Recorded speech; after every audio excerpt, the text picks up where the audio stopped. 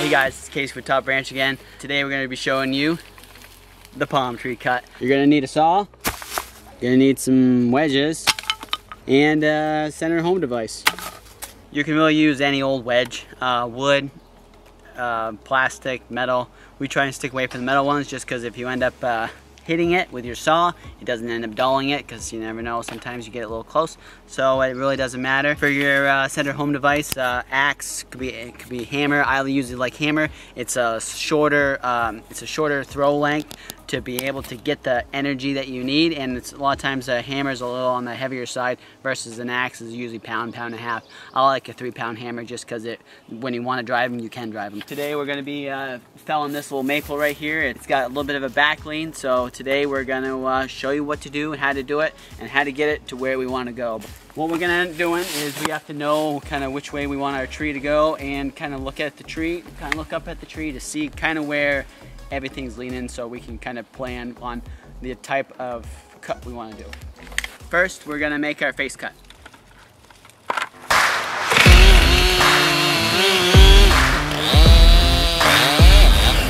Now we got our face cut. I have a shallow face so that these two planes don't have that far to go before they end up making contact. So when the tree is at about a 45-degree angle from the land here, I want those two surfaces to touch so the tree pops off its hinge and it pops off the stump and goes down the hill disconnected, and so then it keeps this from cracking and keeping our log as valuable as possible. Next, it's got a little tiny bit of a back lean and maybe a side lean, so we're going to end up plunging through it, putting a wedge in it, tightening it up, and then cutting the two sides, and then the tree is going to end up falling over.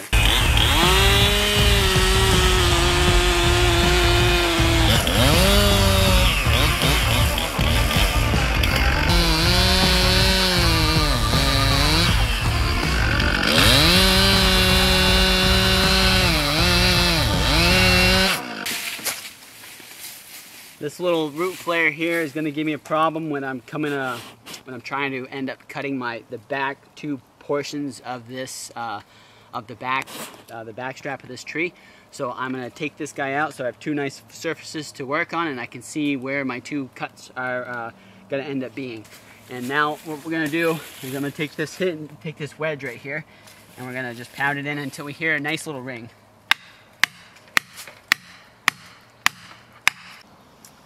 So now what I have to do is I'm going to plan on what side of the tree I want to end on. So I'm going to start on this side, cut this side, and then I'm going to go on this side, do the exact same thing, try and stay underneath my cut that I made here, so that way when the tree starts to go, if my saw is still in there, it doesn't keep my saw and want to throw it down the hill with it. So let's cut this side, and we're going to cut this one.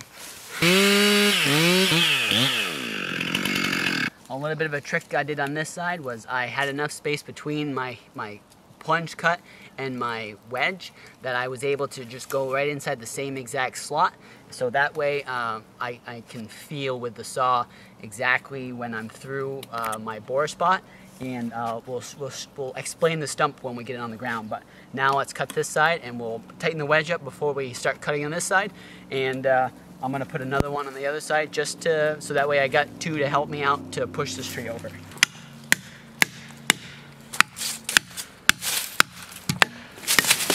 now that they're kind of tight, we're going to keep this hinge on this side of this hinge just a hair bigger because there's a lot of side lean, and I don't want to go too small or that could it could end up breaking the hinge off.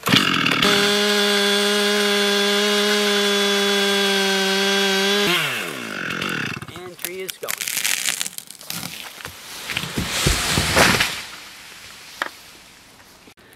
Okay guys, so what we had is you can see the distance that the tree is gone. The tree is gone probably 5 or 6 feet from the stump as it has fallen off, which is exactly what I wanted to happen.